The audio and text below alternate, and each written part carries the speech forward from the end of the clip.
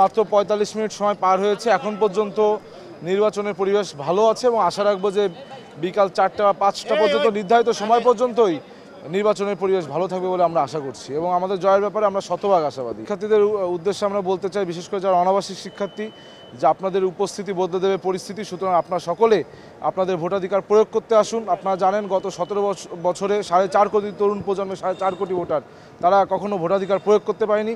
যেহেতু সেই তরুণ প্রজন্মের একটি বড় সংখ্যক ভোটারদের প্রতিনিধিত্ব করে ঢাকা বিশ্ববিদ্যালয়ের শিক্ষার্থীরা, সুতরাং আপনাদের অবশ্যই আজকের যে ভোটাধিকার প্রয়োগ এটি অত্যন্ত গুরুত্বপূর্ণ। আপনারা সকলে নির্ধারিত সময়ের ভিতরেই ভোটাধিকার প্রয়োগ করতে আসবেন বলে আমার বিশ্বাস।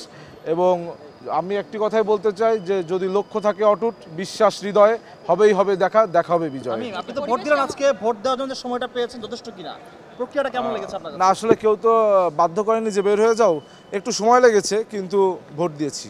কতক্ষণ লেগেছে আপনার? এটা আসলে ১০ থেকে ১২ মিনিট লেগেছে। ৪১টি ভোট দেওয়ার জন্য কি সবাই স্বাচ্ছন্দ্য বোধ করবে? এখানে কি পরিস্থিতি কেমন দেখছে? না, আসলে আমাদের প্রার্থীর সংখ্যা অনেক, বিশেষ করে সদস্য পদে প্রায় ২১০ জন বা সামথিং এর বেশি, যার কারণে আমার মনে হয় এটা একটু কষ্টসাধ্য ব্যাপার। আমার নিজেরও কষ্ট হয়েছে। কেন্দ্র নিয়ে আপনি শঙ্কা প্রকাশ করেছিলেন যে কেন্দ্র যথেষ্ট না, সেটা কি আপনার মনে হয়েছে আজকে ভোটের দিন? আজকে আর এসব বলে তো লাভ নেই, এগুলো পূর্বে বলেছি কিন্তু ব্যবস্থা নেওয়া হয়নি। Thank you.